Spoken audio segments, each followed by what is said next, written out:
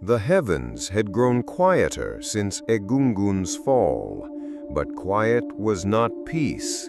The silence was a throne waiting to be seized. In hidden halls beyond time, shadows gathered, not mortals, not angels. Fallen divinities who once wore crowns of fire now clothed themselves in deception, and their schemes stretched from eternity into Lagos. The hall hung suspended in cosmic silence, veiled in endless dark. Streams of starlight seeped through cracks in the universe, falling across a black obsidian table. The gods, or what was left of them, sat heavy with eternity. None spoke, none dared. Then Sango broke the silence, his voice rough, thunder caught in his throat. "So, what do we do?" Oya leaned forward, eyes darting like a hunted animal. Fear clung to her words. Oya whispered, "Nothing. We do nothing." Her voice trembled, yet carried truth. For all we know, he could walk in here and unmake us. No one asked who he was. They all knew. Around them, the vastness shifted, a cosmic reminder of creation and betrayal. Ogun's voice rumbled, deep as hammered iron, his arms folded across his chest. "We poured too much into them. We gave humans warcraft, metallurgy, ambition, not for their sake, for ours, to be gods over them." Osun's voice broke the tension. "We stole his light, his breath. We wore it as crowns and answered prayers never meant for us." Her words carried shame, but not regret. Sango struck the table, sparks of flame rippling. "We weren't alone. The Greeks, the Norse, the Egyptians, even demons carved their altars. We were all thieves in the same game." Ogun leaned forward. "Ogun, then we think like them. He's not coming for us alone. He's coming for all pantheons." The hall quivered as if creation itself disagreed. A shadow stirred, a whisper gained voice. Esu stepped into the dim light, never sitting, never bowing. Esu smiling. "If you think he's coming for all, you've forgotten his true target." He tossed a small orb of light into the air. It shimmered, pulsed, then vanished. "He's after the morning star, Irowo Owuro, our leader, the first rebel." The name lingered like poison. Sango growled, "Then let him have the star. What about us?"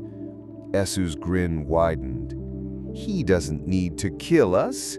He only needs to undo our work. One prophet, one preacher, one vessel at a time.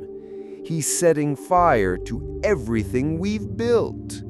He leaned in, voice dripping with venom. "So we stain humanity permanently. A counter. One final push." The other stared. Osun careful. "How?" Esu. "We give them something divine, just not holy. We mix our blood with theirs, offspring of rebellion, hybrids born of divinity and corruption." Silence fell. Then, one by one, they nodded. And thus they named it, Project One. Not merely war, but infection. The streets of Lagos blazed with neon and headlights, alive with restless noise. Inside a roadside bar, a muted TV flickered. "Two detained for refusing to renounce their faith. Suspects are linked to an underground movement called the Vessels, a group tied to unexplained miracles." A drunk patron muttered, shaking his head. Denoted Taya? The screen cut sharply. Government broadcast. Project 1. Initiated under National Security Clause. Strategic development of enhanced humans. No explanations. Only a name. Only a promise. In a small apartment, an older man switched off his television. A scar cut beneath his eye, his hands scarred by grief and prayer. Curtains parted. Golden sundown spilled across the floor. Behind him, young men and women stood restless, scarred by faith. It is time. We were not chosen because we were righteous. We were chosen because we were broken. The room froze in reverence. The old foot soldiers prayed when it was dangerous. They fasted when it was mocked. But their work is done. Now begins the age of the vessels. Steel corridors hummed. Lights flickered above surgical tables. This was no hospital. It was a forge. A man stood in a black suit, golden irises burning like twin suns. Around him, dozens of hybrids, children of gods. The leader. We are the offspring of rebellion, born of man and divinity, bred for dominion. Behind him, a screen blinked. Project 1, Phase 2, Global Ascension. The leader. The vessels pray. We will reign.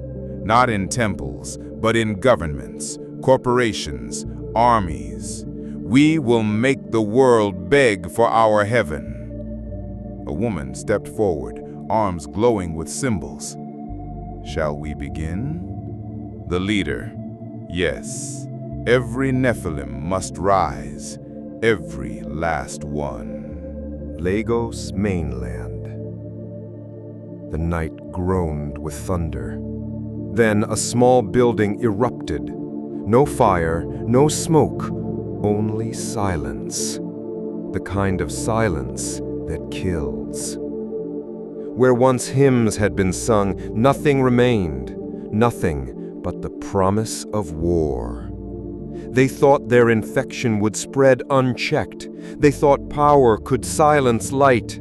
But the heavens had seen enough, and the storm was only beginning. To be continued in Chapter 4. Don't forget to subscribe and tap the bell icon so you never miss the next chapter of Nightmare of the Gods. Drop a like and share your thoughts in the comments. Your voice keeps this story alive.